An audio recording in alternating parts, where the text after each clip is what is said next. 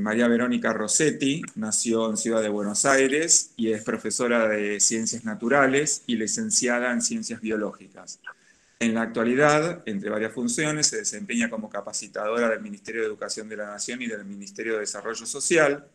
También lleva adelante capacitaciones del Programa de Educación Sexual Integral en los distritos de Ciudad de Buenos Aires y Provincia de Buenos Aires. María Verónica es autora de capítulos de textos escolares de la serie Sabia para Ética y Ciudadanía de primero y segundo y tercer año del secundario y de capítulos Entender Ciencias Naturales para séptimo, octavo y noveno de Editorial Estrada. Como docente trabajó con los colegios Holy Cross, Nuestra Señora de la Unidad, Escuela Hogar María de Jauregui Pradere, Carmen Arriola de Marín y La Bardén. La charla de Verónica la vamos a grabar y después vamos a dejar un espacio para las preguntas. Esas preguntas no las vamos a grabar y ustedes, si tienen preguntas, las escriben en el chat y una vez que terminemos las vamos a ir leyendo una a una y Verónica va a poder responder. Así que bueno, muchísimas gracias por acompañarnos y bueno, adelante Verónica, por favor. Bueno, gracias Enzo. Bueno, buenos días a todos, a todas. Agradecer primero al colegio por darme este espacio y a ustedes, familias, por estar hoy presentes también en esto que es parte no de un nuevo comienzo, sino de encauzar algo que ya el colegio viene trabajando. O sea, hablábamos con Majo hace un par de días, es decir, el colegio tiene una trayectoria, por un lado, y además, hoy vamos a hacer foco en lo que sería el segundo ciclo del acompañamiento puntual de los hijos de cada uno de ustedes, y específicamente tener en cuenta de no solamente qué vamos a trabajar, sino en qué marco está la propuesta.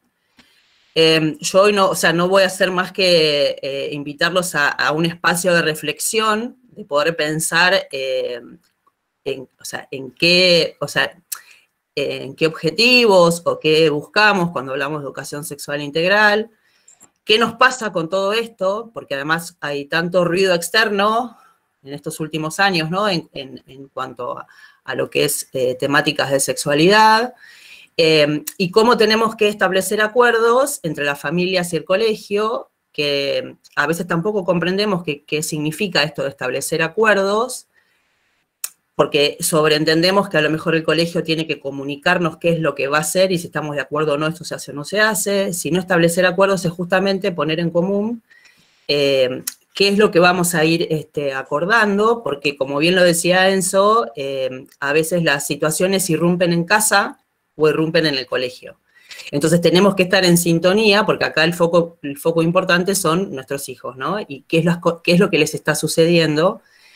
Y más en estas edades, sobre todo lo que es el segundo ciclo, donde empieza como todo un proceso de cambios importantes que tenemos que acompañar de manera conjunta.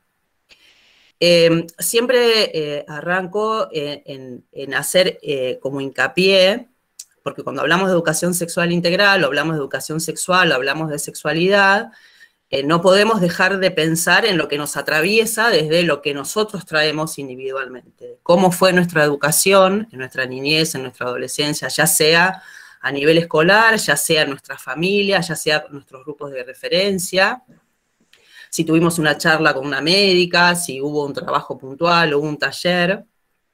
Lo que yo siempre remarco que todo eso que nosotros hemos tenido, incluso el colegio ha atravesado por experiencias donde fue una médica, pudo haber ido un equipo de psicólogos, o sea, hemos tenido charlas con especialistas, pero eso está como enfocado en lo que es la educación sexual y en el abordaje puntualmente a lo mejor una temática ligada a la genitalidad, que tiene que ver con el desarrollo simplemente corporal, hormonal, lo que tiene que ver con prevención de embarazo, lo que tiene que ver con la prevención de enfermedades, que ya de por sí se trabajan en naturales, en biología, en salud de adolescencia, en biology, o sea, en el abordaje de lo que es el área propia de estas temáticas, ¿no? Que no quiere decir que la educación sexual integral deje eso de lado, porque eso ya sucede. Lo que nos venimos a plantear en esta perspectiva integral es pensar en una educación para ser, no tanto para lo que hay que hacer o no hacer. Si yo les pregunto a ustedes qué quieren que sus hijos, qué quieren que sus hijas sean, van a surgir, o sea, que sean felices, que tengan un proyecto, que puedan ser realmente lo que quieren ser. Eso es lo que viene como a acompañar la educación sexual integral. O sea, en este querer, en esto de lo que ellos sean, como que se dan en dos perspectivas. Uno que tiene que ver con lo individual, es decir, todo lo concentrado en lo que es cada uno en esto del autocuidado y principalmente en el dar herramientas para la autonomía. O sea, que nosotros podemos pensar que a futuro, cuando sean jóvenes, tomen decisiones responsables, acordes al cuidado o a estas expectativas que tenemos para cada uno de ellos, tiene que ver también con esta formación en este proceso de la autonomía que es progresiva y en la cual es necesario acompañar. Pero también, o sea, no solo es a nivel individual, sino es a nivel de cómo se relacionan con los demás, o sea, cómo se establecen los vínculos. Claramente, si vuelvo a preguntarles cómo quieren ustedes que sus hijos establezcan las relaciones, todos apuntamos a que haya relaciones sanas. No solo desde un vínculo, si quieren, amoroso, por decir, de las parejas que van a formar, sino de cómo se vinculan ellos con sus compañeros, con sus amigos, cómo van generando estos vínculos, donde ya prácticamente a esta altura ellos empiezan también a tomar decisiones sobre ellos mismos. Principalmente lo que es la propuesta del trabajo para el segundo ciclo, claramente tiene que ver con los cambios que suceden, ¿no? Ahora, yo digo, qué impactante que tanto a nivel escolar como incluso de la perspectiva nuestra, incluso desde la pediatría o de lo que sea, está focalizado en la prepubertad el tema de los cambios, cuando en realidad el ser humano tiene su mayor periodo de cambio adaptativo a la vida, que es desde que nace hasta los 2 años. Piensen en cada uno de sus hijos en esas etapas, hay que aprender a caminar, hay que aprender a hablar, hay que aprender a reconocer a la gente, hay que aprender a comer. O sea, hay un montón de procesos de cambios fuertemente internos, que no es que no les prestamos atención, pero sí los cambios están focalizados a estas edades. ¿Por qué es importante hacer foco en estos cambios que ellos a lo mejor ya están sucediendo, ¿no?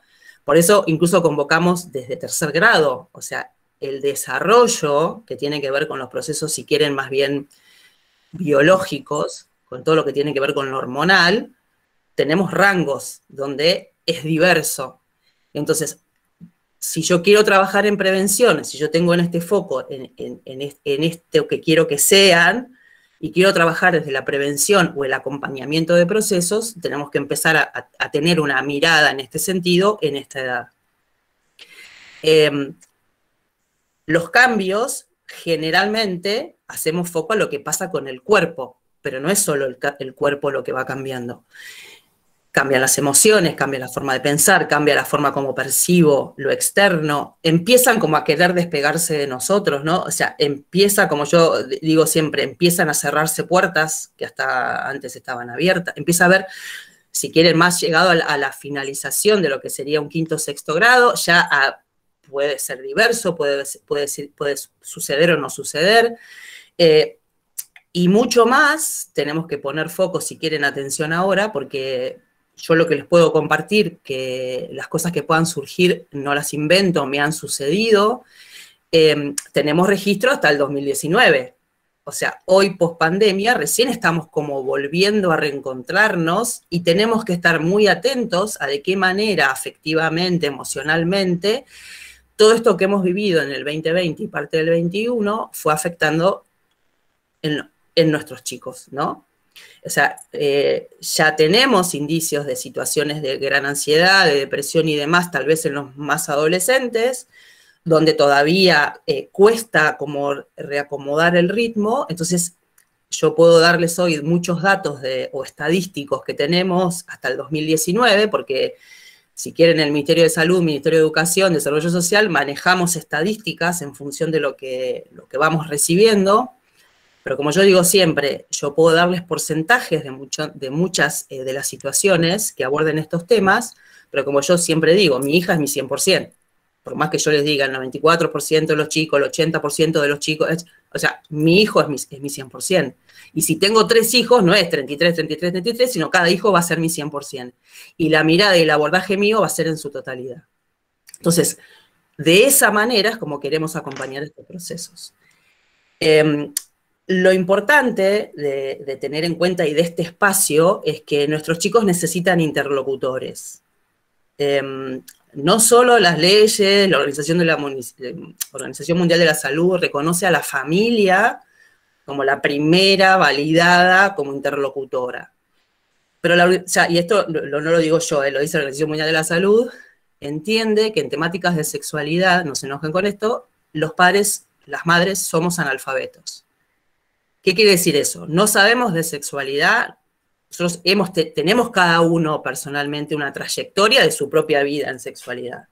Que eso no quiere decir que yo tenga que hablar de cómo yo vivo mi sexualidad con mis hijos o con mis alumnos. Sino tenemos una historia que puede ser de temáticas silenciadas, de temas no hablados, de temas que quedan como un currículo oculto, que hoy vemos que es importante no develar, pero sí acompañar en este proceso de crecimiento y de desarrollo.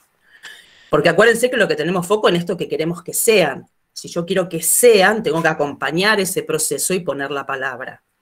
Normalmente cuando los chicos son chiquitos hay muchas temáticas que están como acompañadas. Hablamos de las partes más privadas, de las partes íntimas, y ponemos nombre, y hablamos y socializamos. Y después llega como un silencio en las temáticas que tienen que ver con la sexualidad, de los cuales no se hablan, o sí, o mucho, o poco, como podemos.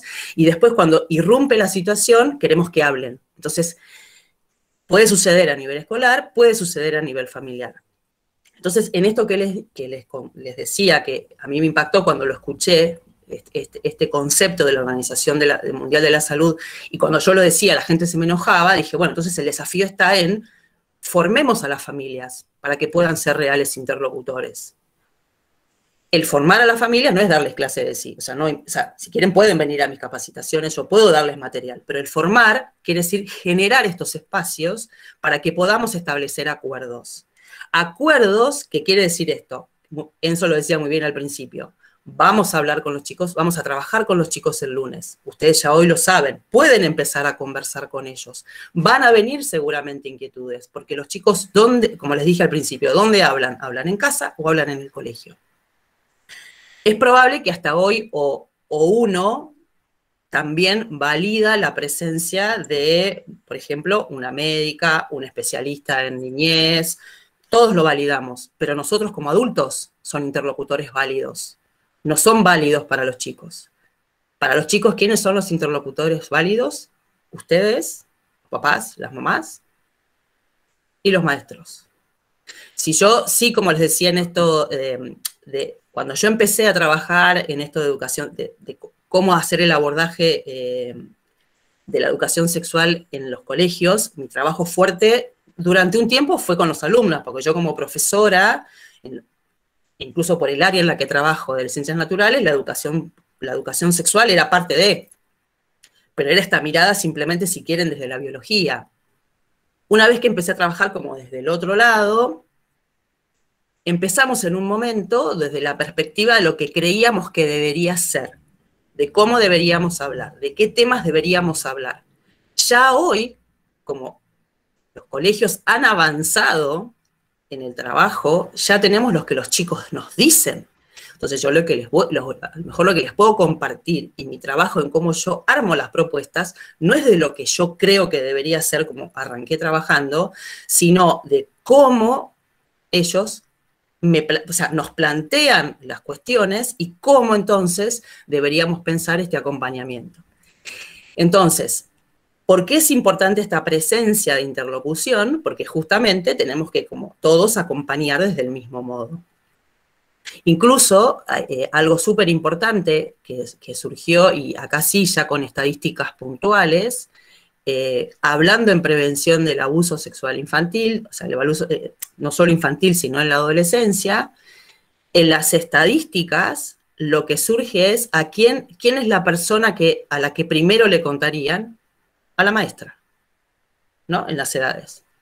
La segunda persona que sucedería, que podría enterarse o darse cuenta de que algo sucede, es el pediatra, pero no porque el niño lo dice, sino porque se da cuenta por indicios. Y en tercer lugar, habla de espacios donde los chicos lo contarían, como el club, el entrenamiento, que en definitiva son profesores. O sea, el colegio empezó a tener un lugar de presencia, de acompañamiento en cuestiones, obviamente, o sea, no queremos llegar a tener situaciones de este tipo, pero hasta este tipo. O sea, si yo le abro el micrófono a Majo, ella puede contar un montón de situaciones que van ocurriendo en la diaria del colegio, muchas que ustedes también pueden tener, porque justamente las situaciones que irrumpen son las que nos van a como a posicionar en qué es lo que está sucediendo. Entonces, esto de ser interlocutores, los interlocutores válidos para los chicos, lo repito. ¿Por qué lo repito? Porque es en el sentido en el cual, si quieren, la ley 26.150 de ESI vino a posicionar. Si ustedes toman la ley 26.150, habla de los docentes y habla de las familias, de cómo establecer las familias, acuerdos con los colegios, cómo formarse realmente en cómo acompañar los procesos, cómo acompañar estos procesos de desarrollo de la autonomía y cómo establecer los vínculos entre los chicos, entre las chicas. No solo vínculos desde la perspectiva de cómo van a vivir la sexualidad, de cómo van a ser sexualmente activos en el momento en que lo decidan ser, sino cómo vamos estableciendo estos acuerdos para poder acompañar este proceso de crecimiento y de desarrollo. Fíjense que incluso hay todo un proceso de lo que se llama la socialización en la sexualidad que ocurre en casa. O sea, los chicos creo que no tienen sala maternal, los chicos ya llegan a sala de dos con un modo de entender el mundo masculino y femenino, a cómo está representado en casa, a cómo está representado en lo que viven, cómo se vinculan entre sí, o sea, quién hace las compras, quién hace, no sé, quién cocina, quién lava los platos. Esa socialización, si quieren, en la sexualidad, ya trae un recorrido que a lo mejor se valida o se consolida a nivel escolar, porque la misma dinámica en el colegio, ellos van a ver maestros, o sea, van a ver toda una dinámica de socialización, pero que tampoco es educación en sexualidad. Es decir, el comportamiento sexual no es instintivo, es decir, no nace solo. O sea, si yo quiero que los chicos, cuando llegue a la adolescencia, sí, al final, o hacer las preguntas, perdón, ¿no? Las preguntas puedes ir escribiéndolas en el chat. O sea, si yo entro en temáticas propias que nos interesan abordar, que tiene que ver con los cuidados del cuerpo, fíjense hoy que el tema del cuidado fue central. O sea, la pandemia nos puso el tema del cuidado, no solo las tareas del cuidado, sino el cuidado propio y el cuidado del otro. En mi historia docente siempre trabajé en la salud, pero para el autocuidado, cómo no contagiarme de enfermedades, cómo no, ¿sí? O sea, cómo comer saludable para crecer sana, o sea, todo era el autocuidado. Hoy no me alcanza el autocuidado, o sea, tengo que tener el autocuidado y el cuidado del otro. Hay un libro que si tienen oportunidad, por ahí lo leyeron, de Leonardo Boff, que se llama El cuidado, creo que se llama algo del cuidado, si no después les paso bien el nombre del libro, El cuidado esencial creo que se llama. Él dice, no tenemos cuidado, somos cuidado. El cuidado es un modo de ser. Si es un modo de ser, yo tengo que educar ese cuidado. Más allá de ello, ahí me salta de acá atrás, ¿no? Porque vieron que los mensajes maternos quedan como grabados atrás. El tener cuidado, o sea, tener cuidado. Entonces, ¿cómo lo modifico en mi cabeza el tener cuidado con ser cuidado? Como madre, como esposa, como amiga, como docente. Entonces, ese modo también del cuidado tiene que haber un acompañamiento para que realmente las decisiones a futuro sean desde esa perspectiva. Si yo les cuento algo de lo que es mi trabajo, y ahí sí voy a valores y yo uso las manos, en la Argentina, de 10 chicas entre 13 y 18 años que tienen un bebé, 8 es no intencional. No intencional quiere decir que no querían tener embarazo, 2 sí. De esas 8, 6 dicen que conocen los métodos para no tener un embarazo, pero les pintó la situación. Les pintó la situación. ¿Dónde aprendieron los métodos? En el colegio. Entonces, ese pintó, que yo siempre digo, ¿qué me significa ese pintó? Quiere decir que a la hora de estar en la situación, van a decir, bueno, pero tiene 8, tiene 9, o sea, me estás hablando de 13, 14, 15, 16. Pero si yo quiero que ante el momento de la situación en la que tiene que tomar una decisión de cuidarse y cuidar y realmente esa decisión sea responsable, tengo que trabajarlo desde los 8. ¿Sí? Entonces, ese pintó, si yo les cuento dónde pintó, el primer lugar que gana es el baño de las previas. ¿Dónde son las previas? Casa. Vamos a volver a las situaciones de normalidad, de encuentros de los chicos y de las chicas. Entonces, el primer lugar es casa. Entonces, claro, a mí se me paran los pelos, porque yo digo, bueno, entonces cuando vinieron a mi casa, o sea, ¿qué pasó? O sea, uno entra como en crisis también, pero como yo les pregunto a ustedes, y también cuando trabajo con los chicos se los pregunto, ¿podemos prevenirlo? ¿Podemos acompañar y que los encuentros sean sin ponernos en riesgo? Claramente yo esto lo trabajo en secundario. En primario voy a apuntar, o sea, en lo que sería focalizado en lo que vamos a trabajar con los chicos, es en esta mirada hacia el otro y el respeto hacia el otro para entender lo que tiene que ver con los ámbitos, lo privado, lo íntimo, qué tiene que ver con la intimidad. Es decir, el baño de la casa de mi amiga, ¿es el lugar? ¿Sí? ¿Pero cuándo lo voy a trabajar? ¿A los 15, cuando ya sucedió? ¿O lo tengo que trabajar antes? El patio del colegio, ¿es el lugar? ¿Me siguen, no? Es decir, si yo quiero trabajar en este acompañamiento de proceso para la hora de toma de decisiones, tengo que comenzar desde siempre. Entonces, vuelvo acá. La propuesta puntual para trabajar con los chicos es centralizar en esto de los cambios que me van sucediendo.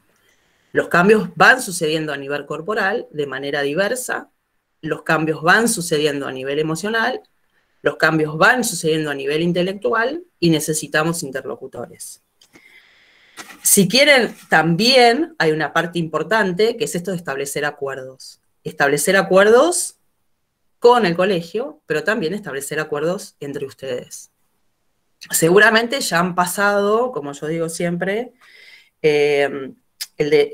todos lo tienen, ¿no? Nosotros pasamos como, tenemos una normalización entre todos, que como yo digo siempre, lo que es normal, la normalización de muchas cuestiones se transforman en normas. La norma es lo que hay que hacer. Entonces, nosotros como familia tenemos, como padres, tenemos el todo, todos lo tienen. Ya estamos, después pasamos al todos van. Pues todos van, yo me acuerdo siempre que cuando empezaron estas cuestiones de los encuentros en quinto, en sexto grado, que ya se juntaban de una manera, si quieren, más, como más revolto, más, o sea, como revolucionaria en el sentido de las cosas que les estaban pasando. Entonces era esto de, van todas, van todos, o sea, van, porque no quiero que la mía, porque no. Incluso me acuerdo cuando en su momento estaba en quinto o en sexto grado, por lo menos acá en San Isidro estaba la dinámica que el lugar de encuentro de esas edades era Unicenter, y daban la vuelta por Unicenter. Yo me acuerdo que entonces era la dinámica de le doy permiso, no le doy, entonces empiezan a replantearnos, se nos empiezan a plantear permisos, que no sé cuál será la dinámica de hoy, hay que ver cuál es la dinámica hoy del Colegio Saint George y lo que a ustedes les sucede, y post pandemia cómo nos vamos organizando. Entonces, en estas cuestiones de establecer acuerdos es que si vienen a mi casa, ninguno de ustedes van a dudar de que yo no esté, ¿no? Entonces, porque de todos van, después pasamos al todos hacen. Si todos los hacen, todos lo hacen, ¿sí? Pero fue una progresión. Todos lo tienen, yo lo tengo, todos van, yo voy, todos lo hacen, yo lo hago.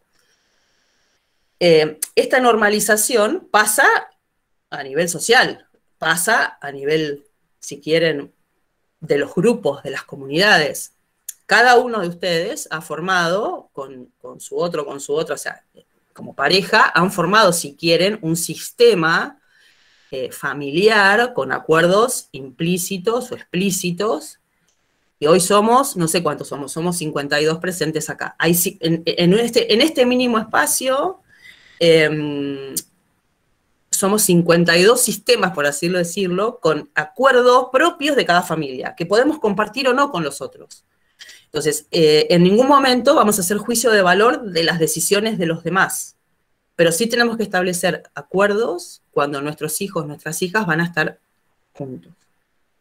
Porque justamente, o sea, los chicos, las chicas tienen una gran habilidad de meternos en la grieta, ¿viste? Cuando le pregunté a papá, no, le pregunté a mamá, no, y ahí se metieron y van encontrando el lugar por donde lograr sus objetivos. Otra cosa interesante que quería compartirles, ustedes saben, en la Argentina, a partir de los 11, es obligatorio dentro del plan de vacunación la vacuna contra el HPV, en prevención contra el HPV. No es aleatorio los 11, no sé si ustedes saben por qué se les da a los 11. Empezó siendo solo a las niñas, se vacunaba a las niñas a los 11, alrededor de 2011 más o menos. Después empezó a vacunar a los varones también. En el paso del tiempo de la prevención y aparición de esta vacuna, se descubrió que el HPV se contagia por fricción. Yo me acuerdo que cuando la mía era chiquita llenaba el papel higiénico los baños, o sea, porque estaba la creencia de que el HPV se contagiaba en los baños. ¿Por qué se da a los 11? Porque para que sea efectivo la vacuna, a modo de prevención, tiene que ser por lo pronto 2 años antes de la iniciación sexual de los chicos. En la Argentina la iniciación sexual promedio es los 13 años. Menos mi nena, obvio, ¿no? Como yo digo siempre, o sea, uno siempre marca en esto que les digo, ¿no? En este sentido. Entonces, vacunamos preventivamente a todos los chicos y a todas las chicas a los 11.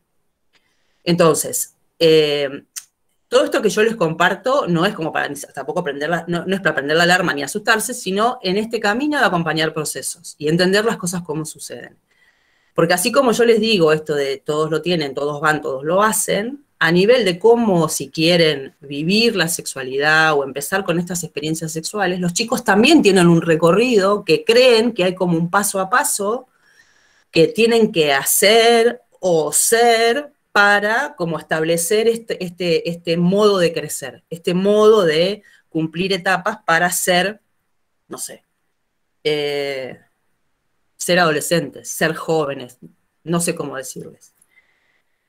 Y vuelvo a decirles lo que les dije al principio. Si yo quiero trabajar de manera preventiva, pero no para que no lo hagan, sino para que sean autónomos, sean responsables, entiendan lo que es la intimidad, puedan naturalmente crecer de acuerdo a cómo se va dando su propio cuerpo, porque además, como yo digo, el cuerpo va cambiando, pero va acompañado de emociones. Tengo que reconocer mi propio cuerpo, tengo que reconocer el cuerpo del otro, porque cuando en 6º grado pasó en un campamento en un colegio que en un juego nocturno se apagaron las linternas y empezaron a tocar las colas, entonces, ¿cuál fue la decisión? No hagamos más juegos sin linterna.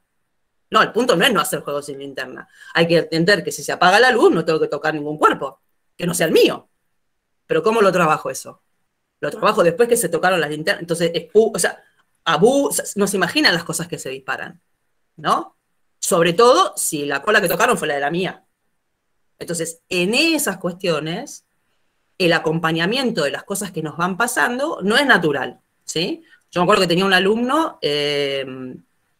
séptimo, en su momento cuando era séptimo, que hoy es 1er año, me decía, es que estaba tan buena que era imposible no tocarla, ¿no? La cola. Entonces, acá hubo un punto en el cual a mí me hizo parar la antena, donde, bueno, evidentemente tenemos que trabajar para que no toque la cola en 1er año, tengo que trabajar desde sala de 5, del respeto del cuerpo del otro, por más que sea espectacular, ¿sí? Ayer hablaba con la psicóloga del equipo de orientación de un colegio, que estaba todo un trabajo que una docente encontró, que estaban como, creo que era 5º grado, ampliando la foto de la cola de una compañera. Entonces, claro, todo el trabajo con los compañeros, bueno, pero la excusa era, ella la publicó en las redes, ella la subió la foto, como diciendo, la culpa es de, o sea, entonces tenemos que trabajar todo. Y ahí meto otro tema, el tema de las redes. Pues las redes también nos acomodan, no es que nos acomodan, nos ponen en una situación donde también hablar de la intimidad, a mí me cuesta entender la intimidad, porque yo crecí aprendiendo en la intimidad sin la red, ¿sí? Y crecí, colegio de mujeres, donde la monja me decía, donde nadie te ve, Dios te ve. Pero no era un Dios te ve amoroso, un Dios te ve, como diciendo te ve. Yo eso no lo puedo replicar. Más allá de la imagen de Dios que quiera dar o no dar, hoy hay que ver si las redes están para mostrar lo que soy, lo que me pasa, cómo vivo, ¿sí? Y una cosa es cómo manejemos las redes nosotros a nivel adulto, ¿no? Que tenemos, si quieren, una historia sin red y aparece la red. O sea, a mí me encanta la red porque me conecto con amigas, con amigos que no viven acá, entonces uno va siguiendo la vida del otro que por ahí no puede ver cotidianamente. Pero para los chicos, para las chicas, la red juega otro papel, que es de la validación del ser, ¿sí?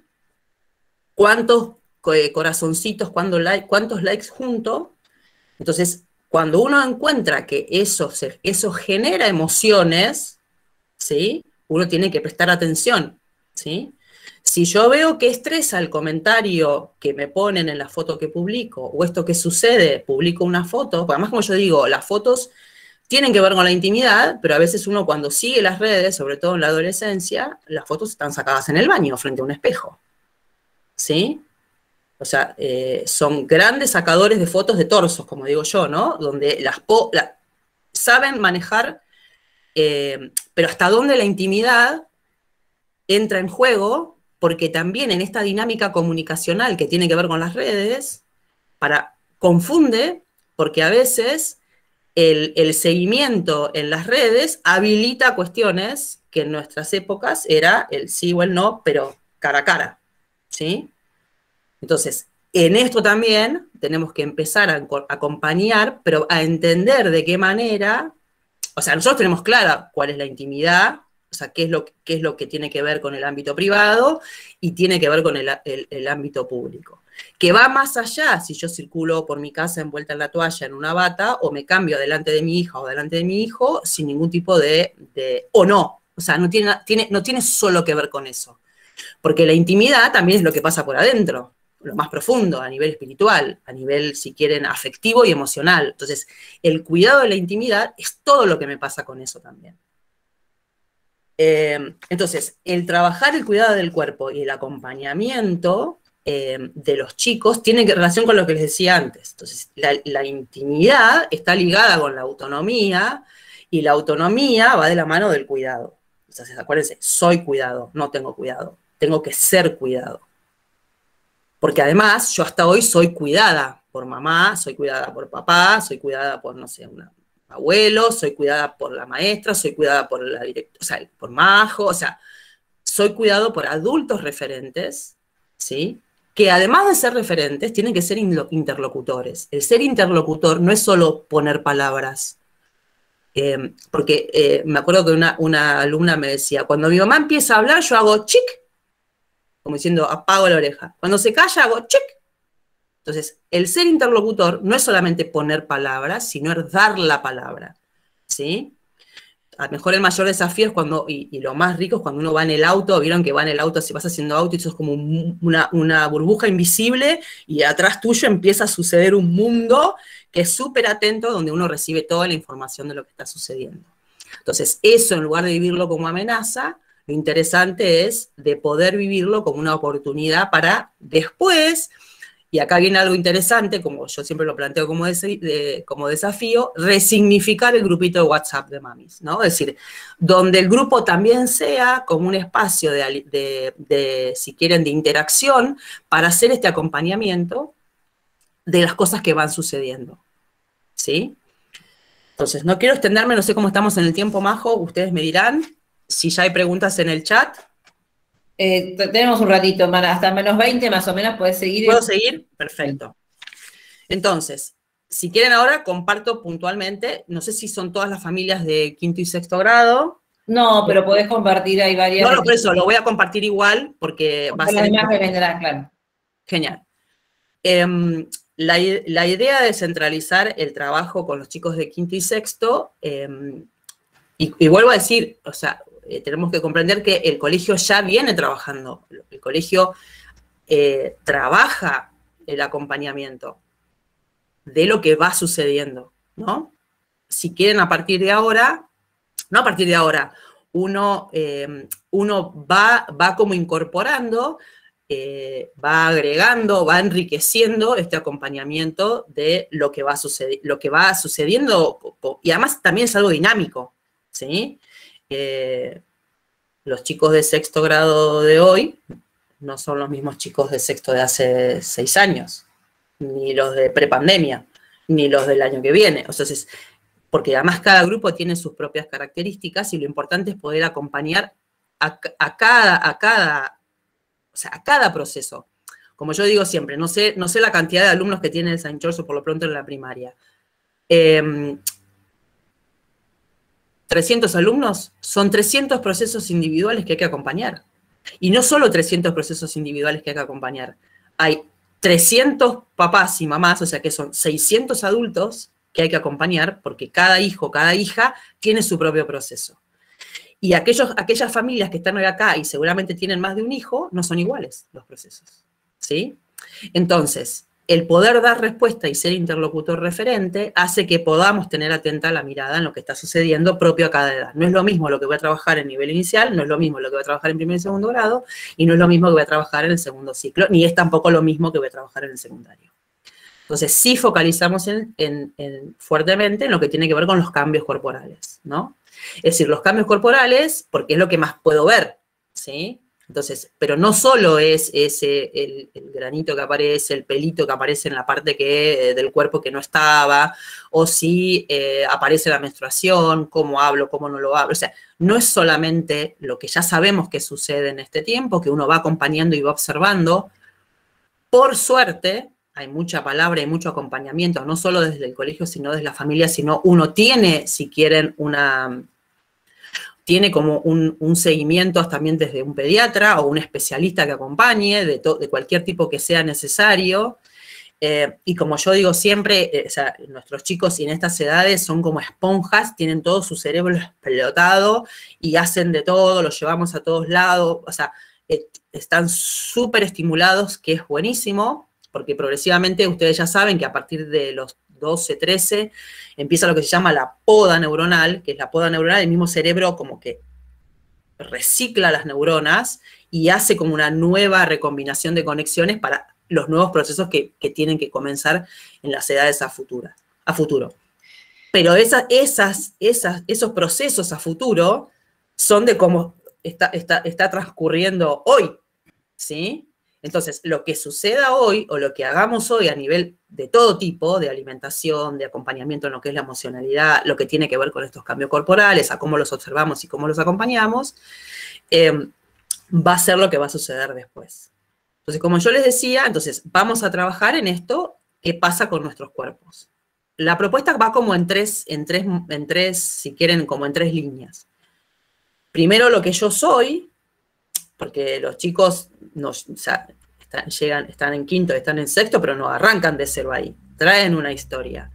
Por eso siempre trabajamos y les pedimos que trajeran fotos de ellos, para que ellos mismos reconozcan qué es lo que fue sucediendo, porque además si yo les pregunto a ustedes si tienen algún recuerdo de su niñez, o que vuelvan a quinto grado o a sexto grado, por ahí se acuerdan de alguna anécdota, pero es muy probable que lo que sí traigan es la emoción.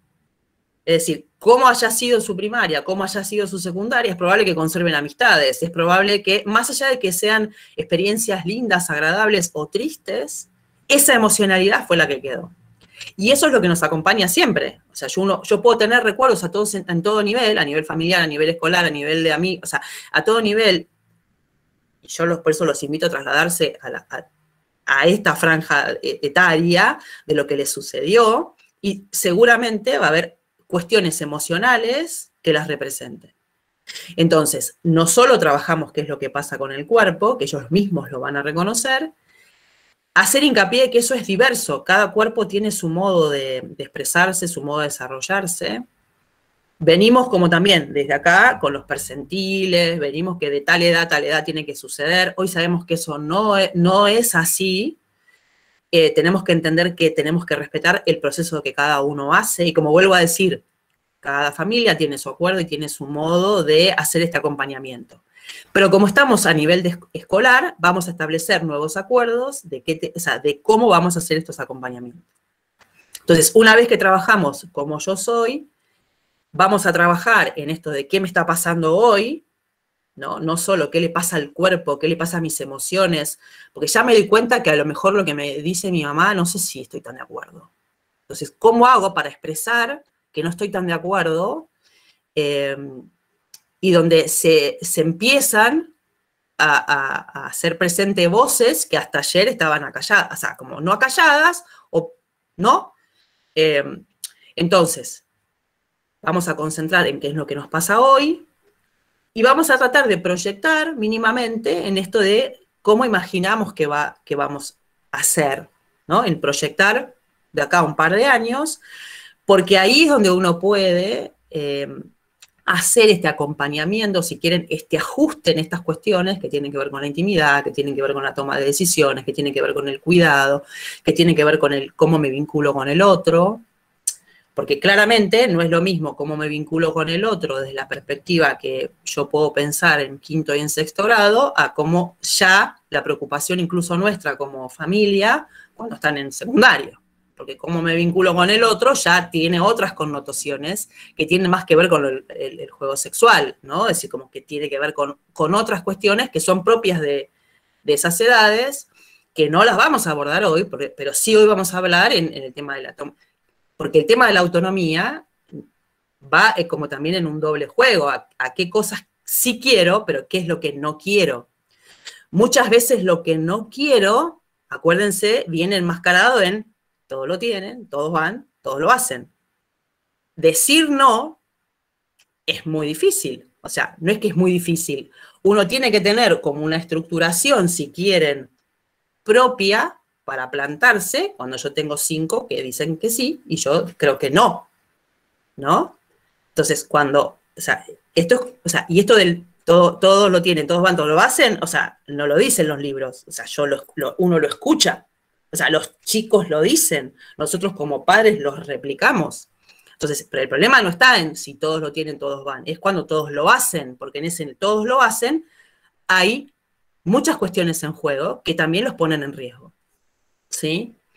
Entonces, este poder entender que la autonomía es progresiva tiene que ver también en cómo, me acuerdo que mi hija en quinto grado, en sexto, me mandaba por WhatsApp #soltar, como diciendo, cuando uno empezaba, ¿dónde estás? Avísame cuando llegaste, poneme dónde estás, me ponía la ubicación real, ¿vieron? Y a mí me agarraba como un estrés porque ibas viendo que iba caminando, llegó, o sea, uno establece acuerdos en este soltar, en encontrar la autonomía, que, no sé, cada uno establecerá sus acuerdos, o podemos incluso algunos acuerdos comunes tenerlos, ¿no?